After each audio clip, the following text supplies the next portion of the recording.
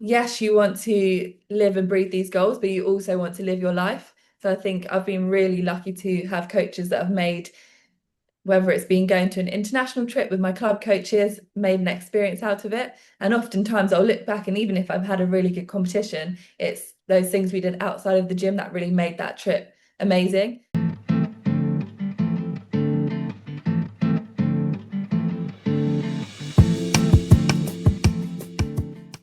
Hello, everyone. I am Melissa Forziat of Take the Doughnut, here to help you get inspiration and get donuts. I'm a motivational keynote speaker, and today I'm bringing you a marvelous Take the Doughnut interview with Danusia Francis-Reid, who's an Olympic gymnast. She was a reserve athlete for Great Britain's 2012 Olympic team and represented Jamaica at the 2020 Olympic Games. A former UCLA Bruin, she's a presenter, commentator, stunt performer, and she was asked to coach the Great Britain men's gymnastics team with their artistry. Welcome, Danusia. Hi, Melissa. Thank you so much for having me. I am so honored to speak with you. I'm a former gymnast myself, and so I always enjoyed watching your floor and beam routines, in particular when you were with UCLA. So this is a real treat for me to be able to talk with you. But before we get into any more serious questions, I have to ask, what's your favorite donut if you have one? I would say my favorite is the classic sort of raspberry or strawberry filled, but also just a Krispy Kreme glazed donut. You cannot go wrong. Well, there it is. Okay. And I mean, you represent many countries here, really. So is a donut a thing in all of the places that you're from? Yeah, I would say a donut is definitely the thing in every country. It's probably bigger in sort of obviously USA and the UK. Okay, fair enough. Well, I said just a little bit about you up front, but tell us more about yourself. What should we know about you? I think one of the most important things is I just became a mum. So my baby is 6 weeks, 7 weeks tomorrow. And so that's like this whole new chapter, a whole new world. Yeah, I think most of the other stuff you mentioned, I've done some stunt performing in the past. Obviously, gymnastics has played a massive part in my life, and there's just been different stages, and I'm still very much involved, more so now, as you mentioned, on the coaching side and the presenting and commentating. And I'm also on the board of British Gymnastics, so I'm as the athlete representative and able to use my voice now to really help influence where the organisation is going and to just pave the way for the current and future athletes and make sure that everyone's having a positive experience. So that's another sort of hat that I wear. And I'm also on the Pan American Athletes Commission. So yeah, it's been really amazing for me. I've had such great positive experience in the sport, but I know not everybody has been so lucky. So to be able to give back in that way and use my voice for that change has been something that's I really don't take for granted. And yeah, I'm grateful to be able to do that.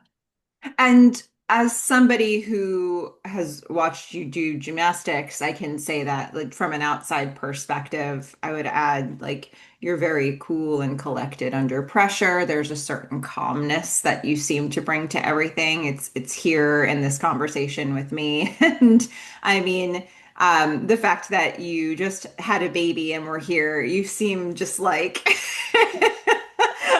like this is nothing, it's fine. Like I've got this. It's just amazing to me that you bring that quality to the things that you do. And so for those who have never seen a Take the Donut interview before, let me hit the reset button for those folks. Basically, Take the Donut is another way to say carpe diem. It's all about going after the things that you want in life. It comes from a very strange thing that happened to me in college, where I left an actual donut on a table, but that became an object lesson for me and what it looks like to leave opportunities behind. So I don't want to do that anymore. I want to take the donut instead of leave it on a table. So this conversation is actually all about going after goals, going after opportunities, dreams, and what does that really look like when we go to do it in our lives? So, Danusha, let me ask you this to that end. How are you with going after goals? What is that process like for you? Yeah, I've been someone that's always gone after my goals. It was the 2000 Olympics that inspired me to want to be an Olympian. And I kind of didn't stop till I get there and didn't let anything hold me back until I kind of had that title. Obviously, for those that do know about me, I had a torn ACL at the Olympics, but ended up just doing a few skills on the bar because it was just so important to me to have got that far to then kind of earn the title of Olympian. And also being only the second representative for Jamaica, I wanted to help us to stay in those history books. So to have an Olympian at back-to-back Olympics was a huge honor for me as a Jamaican. And yeah, it's something that we can literally look back in the history books and see when did it begin for Jamaican gymnastics, and to be a part of that is really exciting. So yeah, it's kind of been, I'm very determined. Once I set my mind on something, I really do everything I can to get it done. It wasn't until I was a bit older that I really started to buy into doing vision boards. And that was my third attempt at going for my Olympic dream. And that was for the 2020 cycle. So the 2019 World Championships was the qualifying event for me. And leading up to that year, I did a vision board. And as the year was progressing, I was ticking off every single goal. And then I started to really just think, okay, this is quite scary that it's really happening exactly how I've written out these goals. So then I started to get into more detail. And as a goal was getting closer, I would rewrite that specific goal and stick it on my mirrors and say it out loud more and just really start to believe it. And yeah, in the end, it worked. And from then on, I've kind of been a vision board person. Before that, I used to kind of think, oh, that's just silly. But no, now I'm really bought into that. And I think especially getting into as much detail as you can if you know what that detail looks like. But as well as that, just as the goals get closer, thinking and believing that you are going to and you're going to live like that goal, and you're just going to make it happen. It's so interesting that your process and your relationship to goals has changed as much as it has over the years. I mean, I know from being a gymnast, like practices tend to be very structured around goals as well. Are there any things that you took from any of your coaches or from the ways that your teams had practiced that you still like to use now? Well, we did actually do vision boards at UCLA, but even during my UCLA career, I was kind of just doing it because we were being told. So I think it was when I took the initiative to do it by myself that was when I really started to believe it. And I think it was kind of knowing that that Olympic cycle was going to be my last attempt. I was like, I'm going to leave absolutely everything on the floor and just do every tiny thing that might help me reach that goal. And I do look back and sometimes I'm like, oh, I probably should have done that sooner, but obviously you live and you learn. And now that's something I'm taking forward into all my goals. And other things I think I learned from my coaches, and I think again I've been quite blessed to have coaches that have looked beyond the athlete, is that yes, you want to live and breathe these goals, but you also want to live your life. So I think I've been really lucky to have coaches that have made, whether it's been going to an international trip with my club coaches, made an experience out of it. And oftentimes I'll look back, and even if I've had a really good competition, it's those things we did outside of the gym that really made that trip amazing. And then the same at UCLA, we were always just having a lot of fun inside training and competition. So yeah, I think that's really, really important, is that your goals don't have to be the be all and end all. You have to also live your life. That's a lesson that sticks with you. If you think about the things that you remember and it's all the stuff that you did outside of the goals, that's a real wake-up call at some point. For you, when you are going after a goal and it's a really big goal, let's say something that'll take a lot of time or a lot of skill building or a lot of effort in any area of your life, what keeps you motivated? I think what keeps me motivated is having smaller goals building up to that. As well as kind of just the people around me. Like if you are having a day where you think nothing's going right and you just feel like that goal is so far away, or not, doesn't even feel like you can actually achieve that goal, is having those people that can uplift you, support you, or even just take your mind off it. And I think the people that you surround yourself with is just so, so important. And I think more so even now, like having my baby, like my mum's got my baby right now, and she's been my biggest supporter since day one. And just to know you can have, whether it's a mum, sister, friend, partner, just those few people around you that you know you can just trust with, like your baby, your whatever that might be your goal, that might be your actual baby. Yeah, it's changed, hasn't it now? Yeah. Big shout out to your mom. Thank you for watching the baby so we can chat.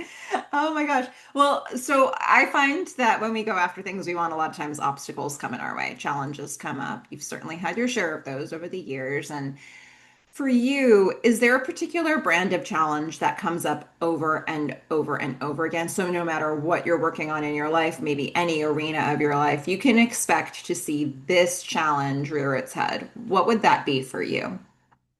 I think a challenge that's come up for me over and over inside and outside of sport is sometimes that the goals that I've gone for, it's not necessarily completely within your control. It's not kind of like a maths test where there's a black and white answers, and if you study enough, you're going to get 100%. It's kind of like you might have had to be selected for teams, and doing a sport where it's subjective, that can be difficult. And then even in the job I'm in now, sort of presenting and commentating, it's not necessarily the not I'm not going to say the best person for the job, but it's not sort of linear in terms of like black and white, where it could be if you're a doctor or a lawyer or something where it's like you study, you do your exams, you get the job. This time it's the jobs that I'm doing can a lot of the time be right time, right place, right person, contacts and stuff like that. So that can be a challenge. Um, but I just think what's meant to be for you will be. So if there's a job that I wanted and someone else got, then oftentimes something else has come around at that same time. So it's just, yeah, it's just not looking at what you don't get. It's kind of thinking, okay, how can I make the best of the cards I am dealt? Well said. When you look back on your life to this point, this could be a personal or professional answer. What would you say is the biggest donut you've taken? And that could be biggest opportunity you've said yes to, biggest goal you've gone after. What comes up for you? I think absolutely every single kind of opportunity from my life has stemmed from gymnastics. And so I look back and that's kind of stepping into the gym on day one. And then also age 9 deciding to go to a bigger, better gym because of the circumstances. My first gym was a lot smaller and then it was on a university campus. So it was being demolished. And so at that point, I'd kind of been talent scouted at a couple of gyms and had to kind of make this big decision at 9 years old. So obviously with the support of my mum, but she did very much let me lead that decision. I was quite an independent young child, and I can, yeah, I can honestly say that that decision was probably the one that really changed my life at 9 years old. And then that sort of led me to train at Heathrow, where I trained the rest of my gymnastics career. And that decision led to me like making the teams I did with Great Britain, and then led me to UCLA, which was again another pivotal moment in my life and my gymnastics career. And then from then on, a lot of the presenting jobs I've got have so far, been around gymnastics. And even like the stunt work I've done, obviously they sort of spotted me through the gymnastics again. So yeah, it's probably sort of age 5, my mum making the decision to take me to gymnastics, and then age 9, I think that was when I would say I sort of took it seriously, moving to boarding school at that point and moving to the gym that I did. So I would say age 9 was that big take the donut move in my life. It's so interesting because you've achieved so much, and there are things that when people think about you, they might think about these particular achievements that you've had, and they might think you would have cited those, but these early foundational moments feel to you like the thing that were really big. Um, is there a donut that you're taking right now? Is there something in progress that you can talk about? I would say I was really pleased with, well, I am really pleased with where my sort of career is at pre-pregnancy. So for me now, it's just trying to maintain that while I am having this break. And the bigger events that are coming up, Commonwealth Games is coming to Glasgow in Scotland next year. So to hopefully be a part of that, that's definitely a goal of mine. And then I would love to definitely be doing some commentating or presenting around LA. So they're probably the bigger gymnastics events. And I think in terms of anything else career-wise at the moment, it's just kind of maintenance. So once I have the chance to step back in, I'll probably think up some more goals. Yeah, and I guess, I sort of led the question in the career angle, but really like a donut right now is also the time that you're taking. Yeah. And I don't know how, as somebody who's so accomplished, how has it been in terms of the transition of like sort of downshifting away from career and focusing on family for you? How has that donut been as it's in progress right now? Yeah, it's a difficult one to actually kind of pause and have that time to just be at home. And obviously I'm so in love with the baby and enjoying that time, but also I'm so used to kind of being busy and doing yeah, I'm always here, there, and everywhere. And I drove to a friend's house yesterday, and it was just over an hour's drive. And I was like, wow, like, I haven't driven in ages, but normally my job takes me all up and down the country, and I'm driving here, there, and everywhere. So it is just trying to take those moments with the baby and just enjoy them, really. And I think one thing that I've really tried to reflect on, or not reflect, that's not the right word. Basically, someone told me, and I think it's accurate, that it's only 8 weeks, the newborn stage. So I've only really got one more week left. So especially these first 8 weeks where he's considered a newborn, I've really tried to, okay, it's all right if the washing isn't done or the chores aren't all done, because I'm quite that person that likes to stay on top of all the chores as well as normally being busy outside of the house. But just to really soak in these moments where he's so little and he's like so dependent on me. I mean, obviously it's going to continue after 8 weeks, but especially when I heard that that was the newborn phase, and I was like, what? So after 8 weeks, he's just a baby. He's not a newborn anymore. But yeah, just really trying to enjoy being a mother and take those times to just pause and just stare at his face, which actually isn't that hard. You can stare at his face for hours and suddenly it's like nighttime. Yeah, so it's so nice to hear you like appreciating this moment that you're in. And I think that really put some perspective to it, the 8 week time frame that you were given and that you've been told, like it's a goal into itself. And I think it helps you sort of like stop down and really appreciate it, to know like this is a stage and we're not going to come back to it. Yeah. So it's so beautiful. Well, there may be people who are watching this right now who have a donut of their own that they want to take. And it could be an idea that they have that they haven't started with yet, or it could be something they have actually started and they're looking for some inspiration to move forward. So let's sprinkle some encouragement. And what would you say to those people? I would say write it down. And sometimes I'll have a goal or just more of like an idea and I'm not really sure what it looks like. And I'll write it down. And sometimes that's it. I've written it down and I won't actually think about it for a while. And then weirdly, like I'll get an email that's aligned to that, or something will happen that starts to actually put that in motion. And it's almost like you've written it down, so then the fates start working for you.